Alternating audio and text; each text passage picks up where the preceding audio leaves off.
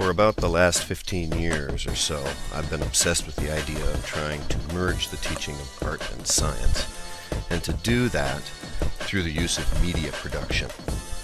So the question then became, well, where do we do this?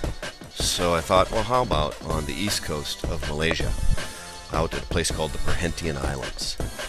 Literally one of the most beautiful places on planet Earth. So I got my Jacques Cousteau on. I went ahead and slapped scuba gear on all my students and threw them out of the boat. Now, it's at about that moment that it started dawning on me just what I've done.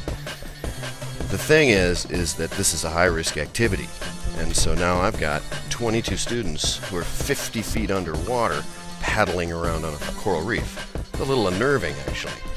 But once you get underwater, that all changes. All of the anxiety fades away. All of the critters, the sights and the sounds and everything that's going on down there is just otherworldly. Okay? And one of the things that my students had to do was to catalog and to identify fish, coral, sponge species. Now there are literally thousands and thousands of species down there. So to find them is not an easy task. Imagine a little fish about the size of the top of your thumb, like a little yellow box with fins. And you've got to find this and identify it. There's jellies. I mean, you would turn your head and see something, and you'd think, I must be on another planet. I mean, what am I looking at here?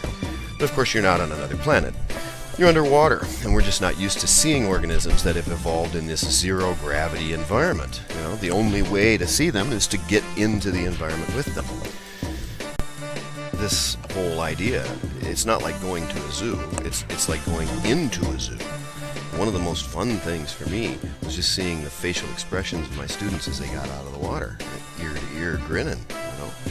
Basically, I saw a small group, 22 students, ages ranging between 14 and 17, very quickly become very mature and very professional scuba divers. They took their role and they took the responsibility extremely seriously. It was like starting with high school students and ending with colleagues.